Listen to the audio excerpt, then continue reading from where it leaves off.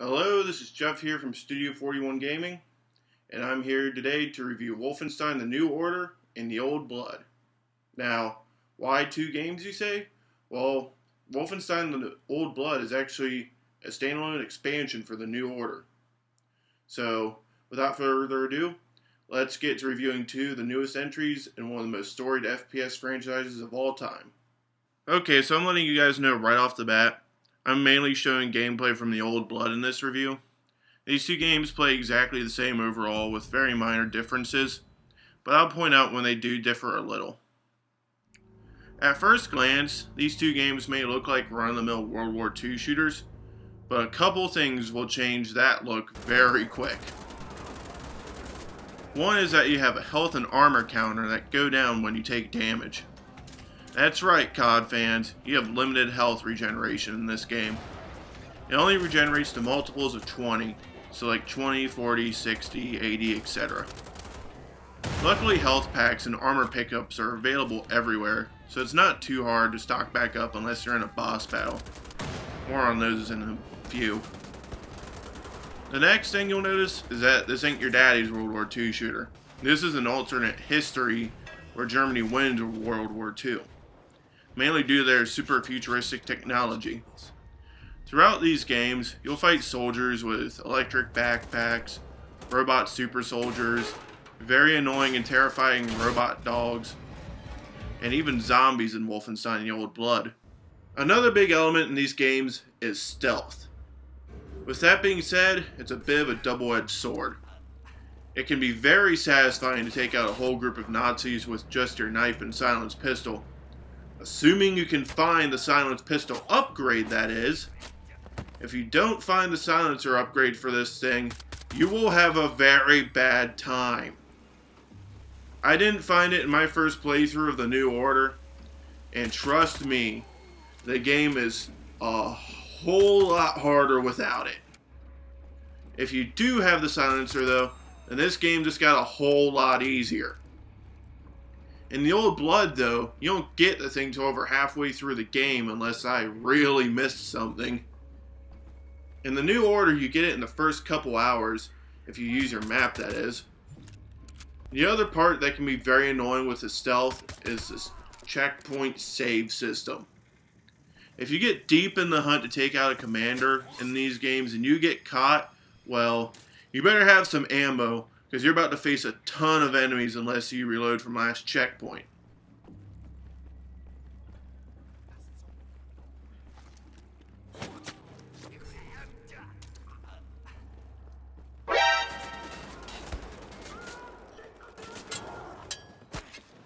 To make your job easier to do in these games, you can level BJ up a bit with perks. I highly recommend going for stealth, since the upgrades come close to almost breaking these games in two. Unlocking the perks are easy to do though. You basically just play the game, and play the style you want to play, and you'll unlock them naturally. You can look the requirements up though if you want to switch things up or go for a different perk. These things range from showing commanders on the maps to even be able to overcharge your armor. That's a really good one to have, those, being able to find exactly where commanders are. You may have noticed when I was talking about the silenced pistol that I was saying the word find a lot. Well, that's because these games have a ton of collectibles and upgrades that you can go out and find.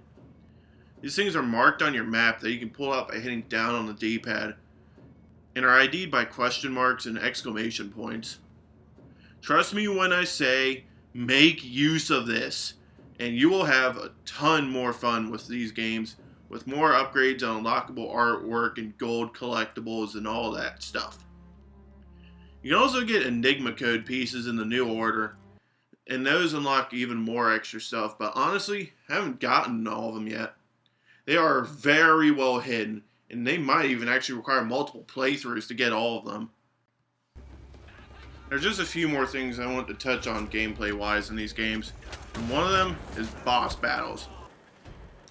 Now, they aren't too bad in The New Order per se, but in The Old Blood, my god, Chapter 4. In Chapter 4, you basically have a boss rush at the end of it, and it is something else. You have to fight several hordes of enemies, a couple super soldiers, a freaking Panzerhund that actually didn't even kill on my playthrough. It just despawned for some reason.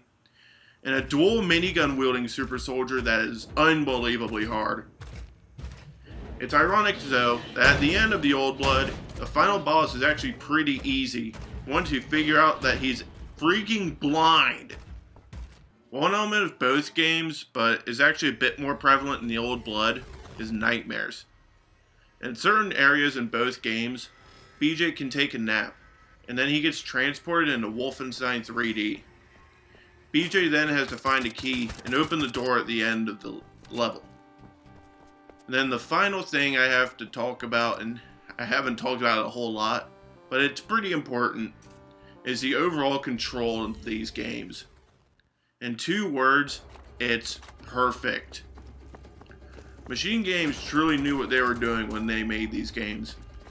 They even have a contextual lean that you can lean around cover, and it's really well done, and trust me, you will need it. The gunplay is perfect in these games. Every shot you fire has weight and a solid impact, and it's amazingly satisfying. Moving on though, there is a story to these games, so I'll provide a bit of a synopsis without spoiling it much. I suppose I should start with the Old Blood since it's actually a prequel to the New Order.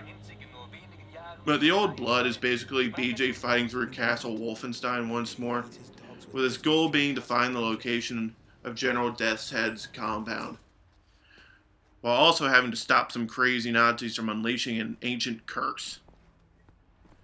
Wolfenstein the New Order basically follows BJ as he's trying to kill General Death's Head, and jeez, General, what happened to your freaking face there, buddy? You look like something out of a freaking Tim Burton movie. Hey, even I've never made anything that ugly.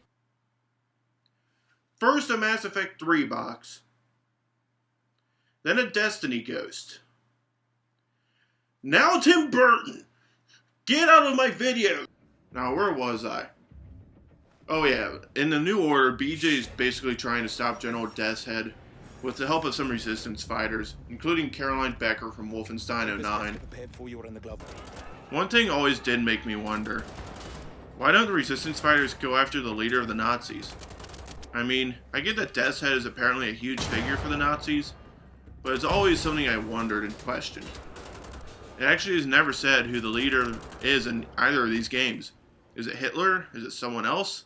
It's just something I always wondered about when playing these games. One big story element is BJ Blazkowicz himself. BJ in both of these games is very prophetic and philosophical.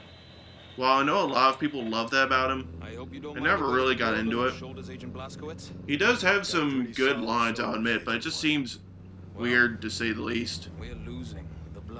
He definitely has the standout moments in both games though. The scene where he tortures a Nazi officer in the New Order is perfectly done. And in the Old Blood he has tons of quips and pointing out the obvious lines that are very funny. Aus Frankfurt. Sind Sie Frankfurter? Ja, ein Hotdog.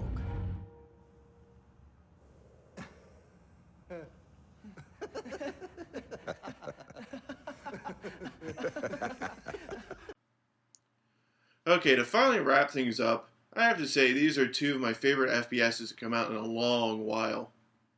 The gameplay is some of the best I've ever seen in an FPS, and really the more I play these games, the more I like them.